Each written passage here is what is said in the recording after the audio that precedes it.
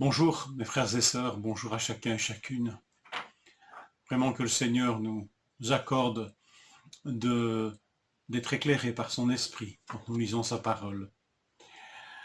J'aimerais lire avec vous 1 Corinthiens 6,12.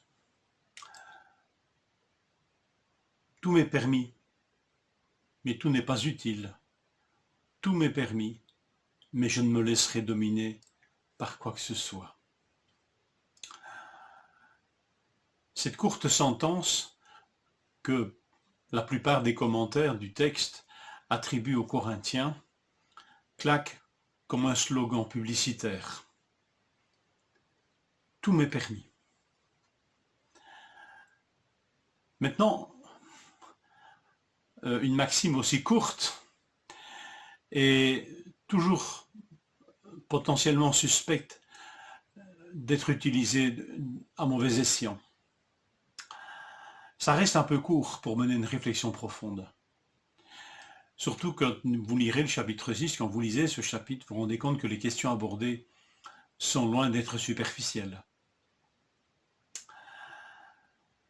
Mais combien parfois nous nous contentons de slogans aussi courts pour fonder des choix, pour prendre des décisions?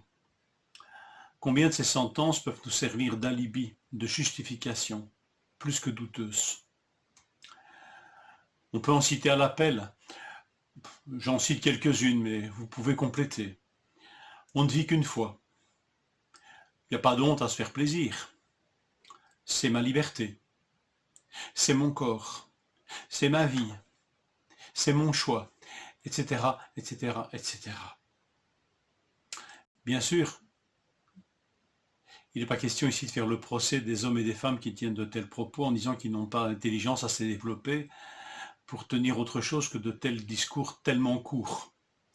Mais pourtant, on est dans une société où le slogan est important.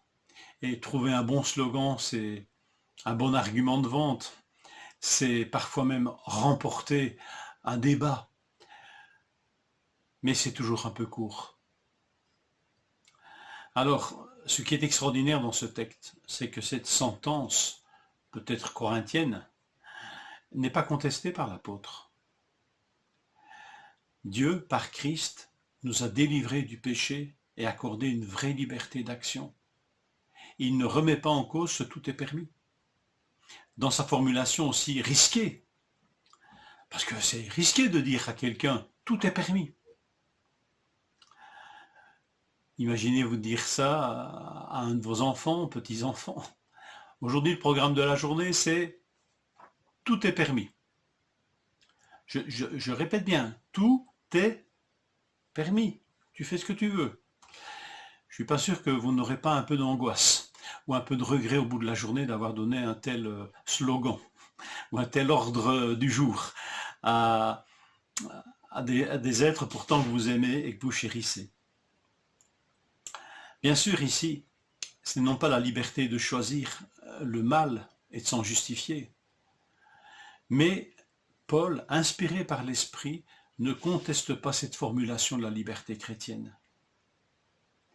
Quel risque, mais quelle confiance aussi de Dieu envers sa créature. Sauvé, tout est permis. Maintenant voilà, le Seigneur dans sa grâce a veillé à ce que cette permission soit toujours accompagnée de deux autres principes qui nous sont rappelés ici. Et il y en a d'autres dans l'Épître. Vous reverrez cette formulation de tout m'est permis dans 1 Corinthiens 10 notamment. Bien, ces deux fidèles compagnes de cette liberté sont l'utilité, non pas seulement me dire est-ce que c'est permis, mais est-ce utile? Utile dans ma vocation de disciple, dans mon édification personnelle, dans ma relation avec Dieu, est-ce utile? Est-ce édifiant? Ou est-ce utile pour mon frère, pour ma sœur? Et là, c'est l'utilité commune, si chère à l'Esprit Saint, que vous retrouverez dans 1 Corinthiens 12 à propos des dons du Saint-Esprit, donnés pour l'utilité commune. Est-ce utile? Et cette autre compagne, difficile à... Je pourrais dire que la deuxième compagne de cette liberté, entre guillemets, formulée ainsi, tout m'est permis, est une vraie liberté. La liberté, mais cette liberté de dire non. Est-ce librement que je prends cette décision? Est-ce librement que j'use de cette liberté que Dieu me donne?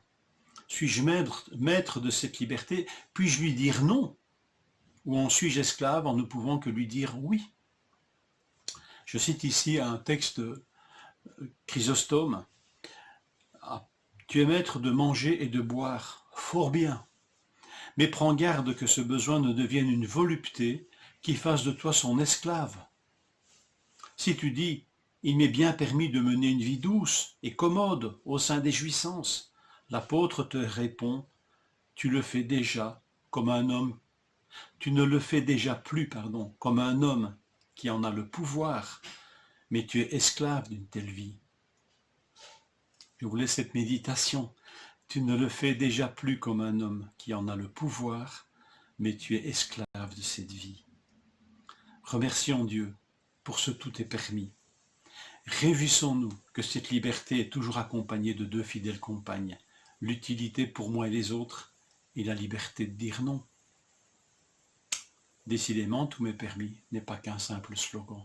Que le Seigneur vous bénisse en cette journée.